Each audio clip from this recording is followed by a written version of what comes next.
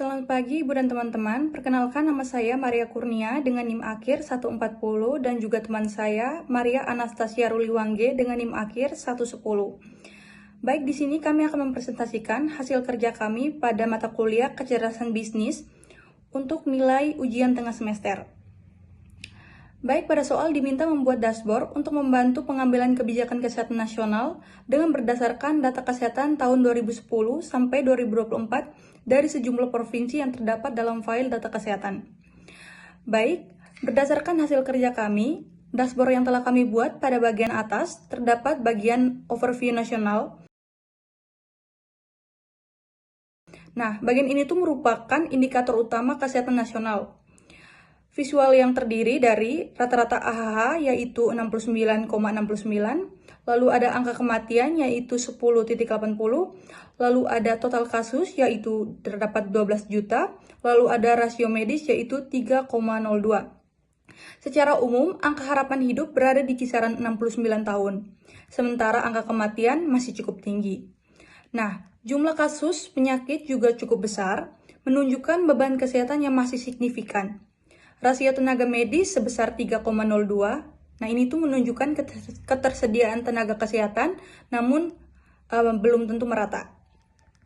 Lalu di bagian berikutnya ada tren AHH dan juga angka kematian per tahun. Nah, pada grafik di dashboard ini menunjukkan tren angka harapan hidup dan juga angka kematian dari tahun ke tahun. Terlihat bahwa meskipun AHH-nya cenderung stabil, angka kematiannya tidak selalu mengalami penurunan yang konsisten. Hal ini tuh menunjukkan bahwa peningkatan kualitas hidup belum sepenuhnya diikuti dengan penurunan risiko kematian. Baik, selanjutnya ada perbandingan provinsi. Nah, di sini ada peta Indonesia. Pada dashboard ini, pada peta ini, kita dapat melihat distribusi angka kematian di setiap provinsinya.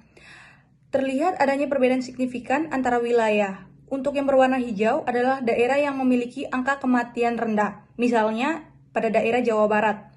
Lalu ada yang berwarna merah untuk yang angka kematiannya tinggi, ini tuh ada pada daerah Jawa Tengah. Lalu untuk angka kematian sedang, misalnya pada daerah Jawa Timur. Nah, ini tuh selanjutnya ada ranking provinsi. Grafik ini tuh menunjukkan peringkat provinsi berdasarkan angka harapan hidup. Provinsi dengan warna hijau memiliki AHH yang tinggi, sedangkan yang merah tuh menunjukkan AHH yang rendah. Ini membantu kita mengidentifikasi wilayah yang perlu untuk diperhatikan lebih, yakni Jawa Barat, Riau, dan Kalimantan Timur. Selanjutnya kita akan melihat faktor-faktor yang mempengaruhi kondisi kesehatan tersebut, yang akan dijelaskan oleh teman saya. Baik, selanjutnya akan dijelaskan oleh saya. Sebelum itu, perkenalkan nama saya Maria Anastasia Ruliwangge dengan NIM 235341110 dan saya akan menjelaskan tentang visualisasi dari dashboard kesehatan nasional Indonesia tahun 2010 dan 2024. Nah, kita masuk di bagian analisis faktor penyebab.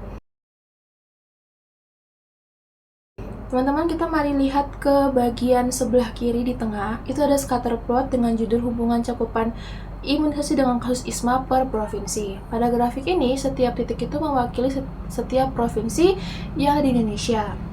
Nah, jika kasus ISPA ini berhubungan erat dengan imunisasi, maka semakin tingginya imunisasi, kasus ISPA semakin rendah. Namun pada kenyataannya di grafik ini, kita lihat bahwa pola-pola tersebut tersebar secara tidak merata dan tidak membentuk pola yang pola menurun ataupun pola tertentu. Nah, dan juga pada kenyataannya kita lihat pada titik warna ungu di kanan atas itu adalah Provinsi Jawa Timur. Dia memiliki kasus ISPA yang tinggi, tetapi juga dibarengi dengan imunisasi yang tinggi. Artinya ISPA dan juga imunisasi ini memiliki hubungan namun tidak terlalu kuat. Bisa saja ada faktor-faktor lain yang mempengaruhi tingginya kasus-kasus ISPA di setiap provinsi dan di negara Indonesia. Lanjut, di sebelahnya itu ada combo chart yang berjudul perbandingan kasus penyakit kronis dan angka kematian per provinsi. Nah, ada dua batang berwarna biru muda dan juga biru tua yang mewakili rata-rata kasus diabetes dan juga hipertensi di tiap provinsinya. Dan juga ada garis yang mewakili rata-rata angka kematiannya. Nah, kita mau lihat ini dari grafik bisnis ini, apakah tiap penyakit diabetes sama penyakit hipertensi itu berhubungan erat dengan kematian. Jadi kalau misalnya angka kematian itu tinggi, itu disebabkan karena kasus diabetes sama kasus hipertensinya tinggi.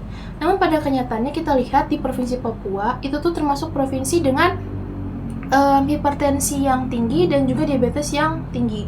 Namun, justru angka kematiannya itu rendah. Tapi di provinsi lain, ya Provinsi Jawa Tengah nih misalnya, itu angka kasus hipertensi dan juga diabetes itu tinggi. Namun justru berbanding lurus dengan angka kematian yang juga tinggi.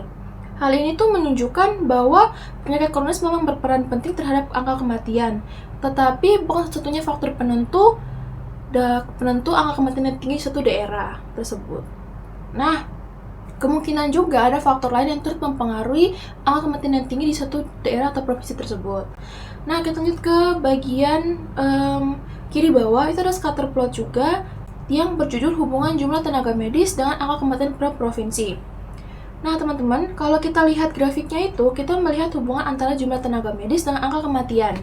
Nah, kalau misalnya kita pemikiran secara harafiah saja, kalau misalnya angka kematian itu jumlah tenaga medisnya itu tinggi, berarti kan angka kematian harus rendah kan? Namun pada kenyataannya titik-titik tersebut tidak membentuk pola seperti itu. Kita lihat saja misalnya Jawa Tengah, itu termasuk daerah dengan tenaga medis yang tinggi, jumlah tenaga medisnya banyak, tetapi angka kematiannya justru menjadi paling tinggi. Hal ini berarti jumlah tenaga medisnya tidak cukup. Maka ada faktor-faktor lain harus mempengaruhi agar angka kematian suatu provinsi itu menjadi rendah. Misalnya saja mungkin kualitas pelayanan yang merata ataupun distribusi pelayanan yang merata juga di suatu provinsi itu. Lalu kita lihat lagi di sebelah kanannya itu ada kolom chart juga yang berjudul ketersediaan rumah sakit dan angka kematian per provinsi. Nah, sama halnya seperti sebelum tenaga medis, kalau misalnya rumah sakitnya banyak kan berarti angka kematiannya harusnya rendah ya di setiap provinsi. Namun pada kenyataannya angka rumah sakit yang paling banyak saja di Jawa Tengah itu termasuk provinsi dengan rumah sakit yang paling banyak, justru dia juga termasuk provinsi dengan angka kematian yang paling tinggi. Hal ini menunjukkan bahwa fasilitas kesehatan yang banyak itu tidak cukup. Maka kita butuh banyak hal yang untuk mempengaruhi, yang turut berperan aktif, sehingga angka kematian di suatu provinsi itu menjadi rendah. Nah, dari semua ini, dari dashboard kami juga memiliki fitur interaktif, yang mana tuh ada slicer untuk provinsi dan slicer tahun, dimana kalau misalnya kita pengen lihat data, itu tuh kita bisa mengkhususkan untuk provinsi tertentu atau di tahun tertentu saja. Nah, dari dashboard yang sudah kami buat ini, kami mendapat beberapa insight. Yang pertama, itu terdapat perbedaan yang cukup signifikan pada angka harapan hidup antar provinsi. Hal ini terlihat pada grafik yang di kanan atas, itu rata-rata AHA tiap provinsi.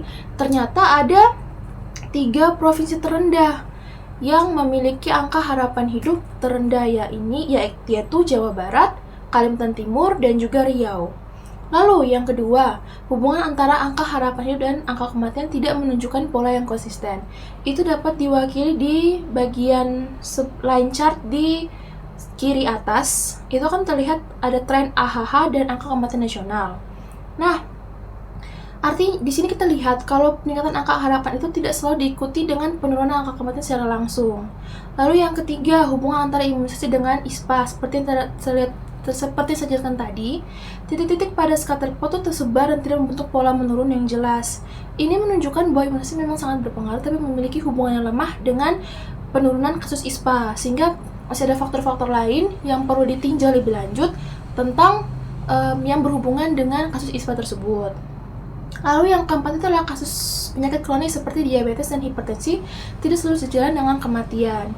Seperti yang telah saya jelaskan, ada beberapa provinsi yang mungkin kasus hipertensi dan diabetesnya tinggi tapi angka kematian rendah. Tetapi ada juga yang angka kematiannya tinggi dan juga kasus hipertensi dan diabetesnya juga tinggi. Hal ini menunjukkan bahwa penyakit kronis itu bukan satu-satunya faktor yang bisa menentukan tingkat kematian. Dan yang terakhir itu adalah peningkatan jumlah tenaga medis dan fasilitas kesehatan itu tidak selalu sejalan dengan penurunan angka kematian di setiap provinsi. Hal ini terlihat dari scatter dan juga komponen yang telah saya jelaskan sebelumnya. di mana tidak terbentuk pola penurunan yang konsisten. Artinya tuh yang dibutuhkan tuh bukan hanya jumlah, tetapi kualitas dan pemerataan pelayanan.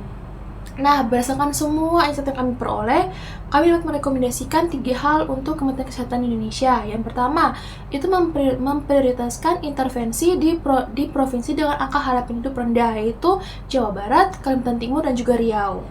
Lalu yang kedua adalah memperkuat upaya promotif dan preventif, tidak hanya berfokus pada pengobatan. Karena dari hasil analisis, faktor-faktor seperti imunisasi dan penyakit kronis tidak menunjukkan hubungan yang kuat secara langsung dengan kematian, sehingga diperlukan pendekatan pencegahan yang lebih luas dan menyeluruh. Lalu yang ketiga, meningkatkan kualitas dan pelayanan kesehatan. Karena meskipun jumlah tenaga medis dan kualitas kesehatan cukup tinggi di beberapa daerah, angka kematian tidak selalu rendah, yang menunjukkan bahwa adanya masalah lain pada kualitas layanan dan distribusi yang belum merata. Sekian penjelasan dari kelompok kami mengenai dashboard Kesehatan Nasional tahun 2010 dan 2024. Semoga bermanfaat. Terima kasih.